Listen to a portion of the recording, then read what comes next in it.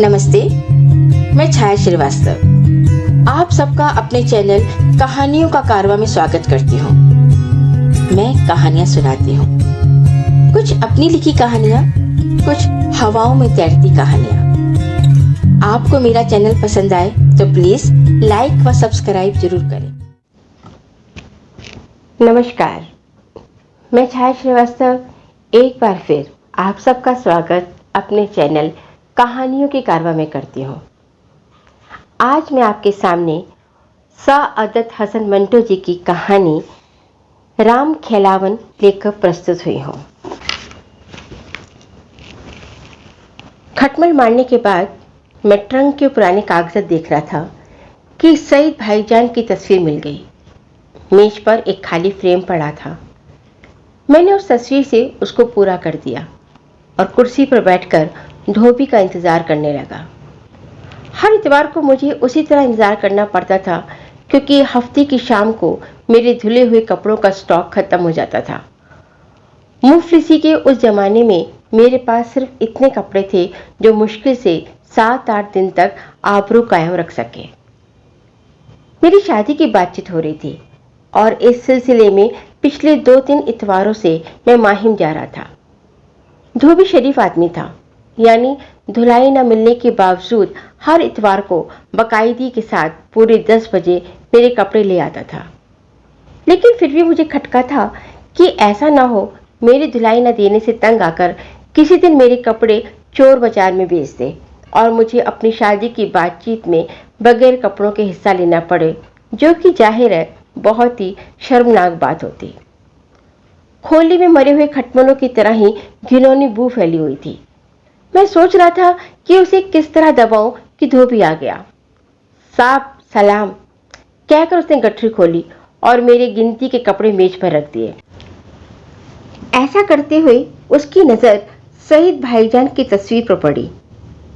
एकदम चौंक कर उसे गौर से देखना शुरू कर दिया और एक अजीब और गरीब आवाज हलक से निकाली, हे हे हे। तस्वीर पर नजर जमाए हुए धोबी बोला, ये तो साइद शालिम बालिस्टर है। तुम जानते हो इन्हें? धोबी ने सिर हिलाया। हाँ, 2 भाई होता, इधर कोलाबा में उनका कोठी होता, मैं उनका कपड़ा धोता होता। मैंने सोचा ये 2 वर्ष पहले की बात होगी क्योंकि साइद हसन और मोहम्मद हसन भाईजान ने फिजी आइलैंड जाने से पहले तकरीबन 1 वर्ष बम्बई में प्रैक्टिस की थी। चुनांचे मैंने उससे कहा, 2 वर्ष पहले की बात करते हो तुम? धोबी ने जोर से सिर हिलाया। हाँ, साइद शालिम बालिस्टर जब गया तो हमको एक पगड़ी दिया, एक धोती दिया, एक नया कुर्ता दिया। बहुत अच्छा होता, एक का दाढ़ी होता ये बड़ा। उसने हाथ से दाढ़ी की लंबाई बताई और सईद भाईजान की तस्वीर की तरह इशारा करके कहा, ये छोटा होता, इसका 3 बाबा लोग होता, 2 लड़का 1 लड़की। वे हमारे संग बहुत खेलता। कोलाबा में खोटी होता बहुत बड़ा। मैंने कहा, धोबी ये मेरे भाई हैं। धोबी ने हलक से एक अजीबोगरीब आवाज निकाली, हे हे हे साइद शालिम बालिस्टर।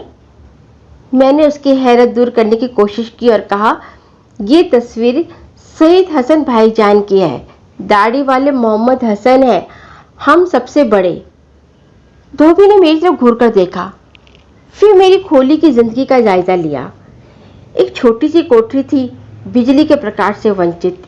एक मेज थी, एक कुर्सी और एक टाट की चारपाई जिसमें हजारों खटमल थे। धोबी को यकीन नहीं आता था कि साहिल शामिल बालिस्टर का भाई हो, लेकिन जब मैंने उसको इनकी बहुत सी बातें बताई और उसने सिर को अजीब तरीके से झटका दिया और कहा, साहिल शालिम बालिस्टर कोलाबो में रहता और तुम इस खोली में। धोबी ने गठरी उठाई और बाहर जाने लगा। मुझे उसके हिसाब का ख्याल आया। जेब में सिर्फ 8 आने थे जो शादी की बातचीत के सिलसिले में माहिम तक आने जाने के लिए मुश्किल से काफी थे। सिर्फ ये बताने के लिए मेरी नीयत साफ है, मैंने उसे रोका और कहा, धोबी कपड़ों का हिसाब याद रखना, खुदा जाने कितनी धुलाइयां हो चुकी हैं। धोबी ने अपनी धोती की लांग ठीक की और कहा, साहब हम हिसाब नहीं रखता। सईद सालिम बालिशर का 1 वर्ष काम किया, जो दे दिया ले लिया, हम हिसाब जानत ही नहीं। ये कहकर वह चला गया और मैं शादी की बातचीत के सिलसिले में माहिम जाने के लिए तैयार होने लगा। धोबी खुश था कि मेरे हालत पहले के मुकाबले बेहतर है। चुनांचे उसने मेरी बीवी से कहा, बेगम साहब का भाई सईद सालिम बालिस्टर बहुत बड़ा आदमी होता, इधर कोलाबा में रहता होता। जब गया तो हमको एक पगड़ी, एक धोती, एक कुर्ता दिया होता। तुम्हारा साहब भी एक बड़ा आदमी बनना होता। मैं अपनी बीवी को तस्वीर वाला किस्सा सुना चुका था और उसको ये भी बता चुका था कि मुफलिसी के जमाने में कितनी दरियादिली से धोबी ने मेरा साथ दिया था। धुलाई के एवज में जब दे दिया जो दे दिया, उसने कभी कोई शिकायत नहीं की। लेकिन मेरी बीवी को थोड़े समय के बाद ही उससे शिकायत पैदा हो गई कि ये हिसाब नहीं रखता। मैंने उसे कहा, 4 साल मेरा काम करता रहा है, उसने कभी हिसाब नहीं किया। जवाब मिला, हिसाब क्यों करता, वैसे दुगने चौगने वसूल कर लेता होगा। वह कैसे? आप नहीं जानते, जिनके घरों में बीवियां नहीं होती उनको ऐसे लोग बेवकूफ बनाना जानते हैं। करीब करीब हर महीने धोबी से मेरी बीवी की चक चक होती थी। वे कपड़ों का हिसाब अपने पास अलग क्यों नहीं रखता। वे बड़ी सादगी से सिर्फ इतना कह देता, बेगम साहब हम हिसाब जानत नहीं। तुम झूठ नहीं बोलेगा, सईद सालिम बालिस्टर जो तुम्हारे साहब के भाई होता, हम 1 साल उसका काम किया होता। बेगम साहब बोलता, धोबी तुम्हारा इतना पैसा हुआ, हम बोलता ठीक है। 1 महीने 250 कपड़े धुलाई में गए। मेरी बीवी ने आजमाने के लिए उससे कहा, धोबी इस महीने 60 कपड़े हुए। उसने कहा, ठीक है बेगम साहब, तुम झूठ नहीं बोलेगा। मेरी बीवी ने 60 कपड़ों के हिसाब से जब उसको दाम दिए तो उसने माथे के साथ रुपए छुआकर सलाम किया और चलने लगा। मेरी बीवी ने उसे रोका, ठहरो धोबी, 60 नहीं 250 कपड़े थे, लो अपने बाकी रुपए। मैंने मजाक किया था। धोबी ने सिर्फ इतना कहा, बेगम साहब तुम झूठ नहीं बोलेगा। पहले की तरह बाकी के रुपए अपने माथे के साथ लगाकर सलाम किया और चला गया। शादी के 2 वर्ष बाद मैं दिल्ली चला गया। 1.5 वर्ष वहाँ रहा, फिर बंबई आ गया और माहिम में रहने लगा। 3 महीने के दौरान हमने 4 धोबी बदले, क्योंकि वे बीमार, बेईमान और झगड़ालू थे। हर धुलाई पर झगड़ा खड़ा हो जाता था। कभी कपड़े कम निकलते थे, कभी धुलाई निहायत जलील होती थी। हमें अपना पुराना धोबी याद आने लगा। एक रोज जबकि हम बिल्कुल बगैर धोबी के रह गए तो वे अचानक आ गया और कहने लगा, साहब को हमने एक दिन बस में देखा। हम बोला, ऐसे कैसा? साहब तो दिल्ली चला गया था। हमने उधर बाए खाला में तलाश किया। छपाईदार बोला, उधर माहिम में तलाश करो। बाजू वाली चाली में साहब का दोस्त होता, उससे पूछा और आ गया। हम बहुत खुश हुए और हमारे कपड़ों के दिन हंसी खुशी में गुजरने लगे। कांग्रेस की नई सरकार बनी तो शराबबंदी का हुक्म जारी हो गया। अंग्रेजी शराब मिलती थी, लेकिन देसी शराब बनाना और बेचना बिल्कुल बंद हो गया। 99% धोबी शराब की आदी थे। दिन भर पानी में रहने के बाद शाम को पाव आधा पाव शराब उनकी जिंदगी का अंग बन गई थी। हमारा धोबी बीमार हो गया और बीमारी का इलाज उसने उस जहरीली शराब से किया जो अवैध रूप से खींची जाकर चोरी छिपे बिकती थी। नतीजन उसके जिगर में गड़बड़ी आ गई, जिसने उसे मौत के दरवाजे पर पहुंचा दिया। मेरी बीवी को जब उसकी खतरनाक बीमारी का पता चला तो वह टैक्सी लेकर उसके घर गई, उसे गाड़ी में बिठाया और डॉक्टर के पास ले गई। डॉक्टर बहुत प्रभावित हुआ। चुनांचे उसने फीस लेने से मना कर दिया, लेकिन मेरी बीवी उसे आधी फीस देकर ही मानी। धोबी का बाकायदा इलाज हुआ। जिगर की तकलीफ कुछ इंजेक्शनों से ही दूर हो गई। थोड़ी बहुत थी, वह भी धीरे धीरे दवाइयाँ खाने से खत्म हो गई। कुछ महीनों के बाद वह बिल्कुल ठीक ठाक हो गया।